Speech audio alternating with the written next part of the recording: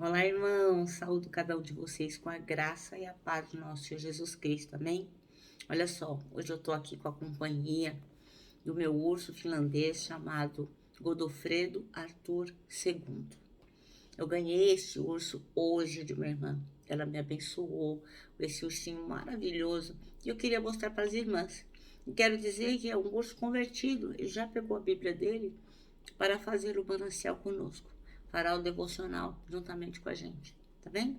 Então, o Godofredo Arthur II, esses são os irmãos que fazem conosco o devocional todos os dias. E, pessoal, esse aqui é o Godofredo Arthur II, né? E o meu nome é Miriam Anita e estou aqui para ler um texto do pastor Levi Rodrigues de Mello. Ele é mestre em teologia, pós-graduado em terapia familiar, bacharel em teologia e psicologia, psicólogo clínico, pastor presidente da primeira Igreja Batista de São Gonçalo, no Rio de Janeiro. Ele escreveu o texto chamado Alegria Infinita. Irmãos, esse texto foi baseado no texto de Abacuque 3, e ele foi escrito para o Manancial, que é uma publicação de meditações diárias da União Feminina Missionária Batista do Brasil.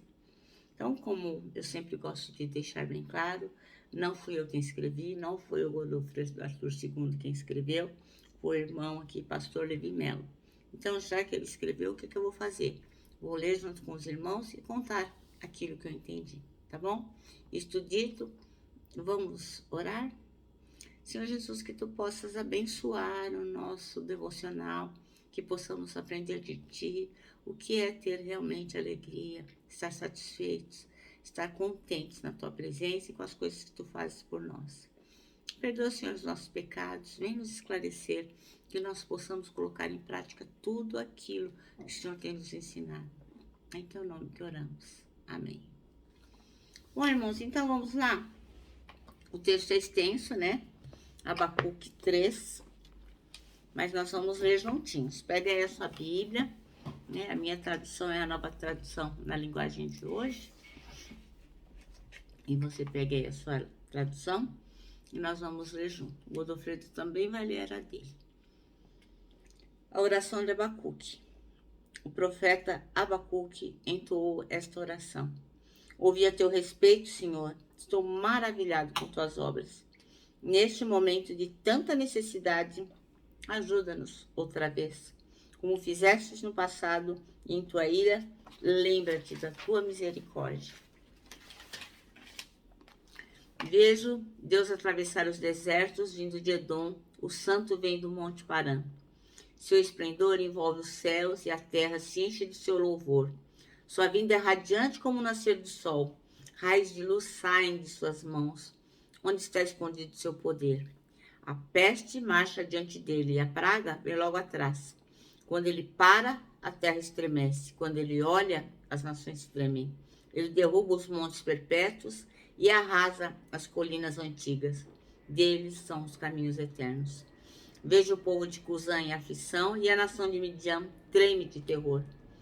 Foi com ira, Senhor, que fizeste. Foi com ira, Senhor, que feriste os rios e dividiste o mar? Estavas furioso com ele? Não. Vinham em tuas carruagens vitoriosas. Pegaste teu arco e a tua aljava cheia de flechas e dividiste as terras com rios. Os montes viram e tremeram, e as águas avançaram com violência. O grande abismo clamou e levantou bem alto as mãos. O sol e a lua pararam no céu, enquanto tuas flechas brilhantes voavam, e a tua lança reluzente faiscava. Marchaste pela terra com ira e furioso pisaste as nações. Saístes para resgatar o teu povo, para libertar os teus ungidos. Esmagaste a cabeça dos perversos e os descobriste até os ossos. Com as tuas armas destruíste o líder dos que avançaram como um vendaval, pensando que o povo fosse presa fácil. Marchaste sobre o mar com os teus cavalos e as águas poderosas se agitaram. Estremeci por dentro quando ouvi isso, e os lábios tremeram de medo. Minhas pernas vacilaram e tremi de terror. Esperarei em silêncio pelo dia em que a calamidade virá sobre os nossos invasores. Ainda que ainda que a figueira não floresça e não haja fruto nas videiras, ainda que a colheita das azeitonas não dê em nada e os campos fiquem vazios e improdutivos, ainda que os rebanhos morram nos campos e os currais fiquem vazios, mesmo assim me alegrarei no Senhor e exultarei no dia da minha salvação. O Senhor soberano é minha força, Ele torna meus pés firmes como os da corça, para que eu possa andar em lugares altos. Amém? Essa passagem é maravilhosa, né, irmãos? Que poderosa. Bem, e o irmão, o pastor Levi Melo, escolheu o versículo 18 para ser o nosso versículo-chave. Todavia, eu me alegrarei no Senhor, exultarei no Deus da minha salvação. Ele conta, então, que ele ouviu certa vez um pregador diferenciar a fé do se da fé do ainda que. Então, a fé se resume, a fé do se resume no seguinte comportamento. Se Deus fizer isso, se Deus fizer aquilo, se eu conseguir, se eu for abençoado, se as coisas forem como eu gostaria que fossem, aí sim, eu vou me alegrar e vou confiar em Deus. Mas a fé do ainda que é a fé do Abacuque, a fé que ele nos ensina é assim. É uma fé que se apoia em Deus sob qualquer circunstância.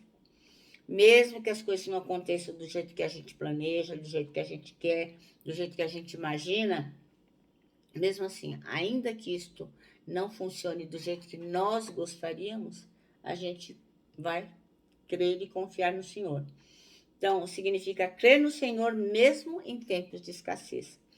Como nós vimos aqui, Abacuque disse que ainda que não houvesse nada, né? Quer dizer, as referências que ele faz são de coisas básicas para aquela época. Coisas para comer, coisas para sacrificar, coisas para usar em casa, né? Como o azeite da candeia, o azeite da oliva, enfim. E ele falou que ainda que não tivesse nada disso, não tivesse nem um figo para comer, nada, ainda assim ele ia se alegrar no Deus da salvação dele. Então, a fé do ser é bem comum em nossos dias, né? A gente vê muitas pessoas pregando isso, se Deus fizer isso, né? E as pessoas correm atrás de bênçãos, e quando essas bênçãos não acontecem, elas culpam a Deus. Então, como eu sempre digo, né? Eu trabalho com adolescentes em conflito com a lei, e hoje mesmo aconteceu um caso desse. Eu tive que dizer a um adolescente que o juiz tinha determinado que ele ficasse internado, que ele recebesse uma medida socioeducativa de internação. E aí ele começou a chorar e falou assim: não, eu não aceito, porque eu pedi tanto para Deus que se ele me deixasse ir embora, eu ia ser uma pessoa melhor. Se eu conseguisse ser liberto, a minha vida seria diferente. Então, é exatamente disso que trata esse nosso texto aqui. Então, Deus não fez aquilo que o adolescente que eu atendi não atendeu o desejo dele, então ele não ia ser uma pessoa melhor, porque ele ficou com raiva de Deus, né? Deus não atendeu do jeito que ele queria. Né? Ele não pensou que podia ser uma providência divina, ele poderia estar guardando de uma maior, ele poderia aprender coisas novas. Não, ele só pensou que Deus não o ouviu. Então, são pessoas que correm atrás de bênção. Quando as bênçãos não chegam, Deus é o culpado. A culpa é toda de Deus. Eles acabam se frustrando. E muitas pessoas que se dizem cristãos, e muitas vezes são, né? Acabam abandonando a caminhada com Cristo. Porque falam, não, eu não fui atendido. Porque às vezes a dor é tão grande, né? Às vezes a perda de um filho que a gente queria curado, de uma mãe, de um pai, de um esposo, e a gente perde a estribeira e acaba abandonando a caminhada cristã. E o que o profeta Abacuque faz aqui? Ele se compromete a servir a Deus de qualquer jeito. Ele vai adorar a Deus nos tempos difíceis e nos tempos fáceis.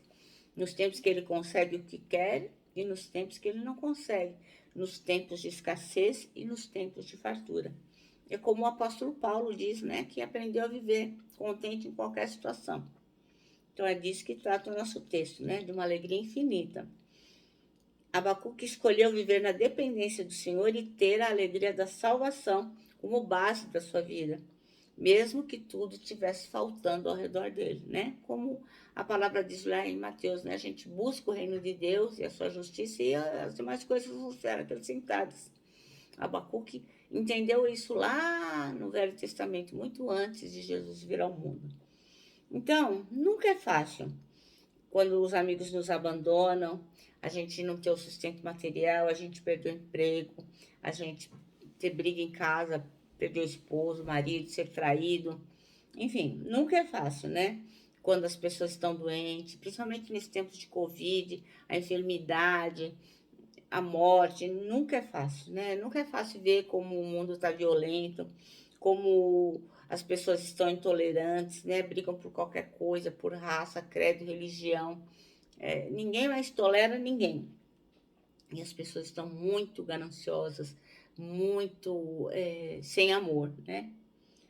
Mas o que o nosso texto diz? Que por mais difícil que seja, por mais desafiador que seja, é possível sim confiar em Deus.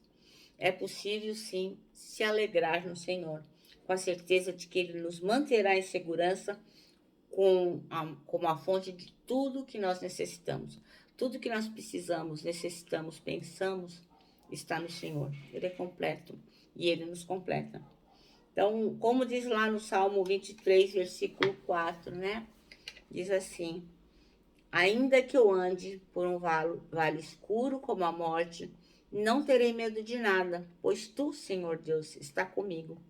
Tu me proteges e me diriges. Então, irmãos, a grande lição de hoje é essa: nós temos que ter uma alegria infinita.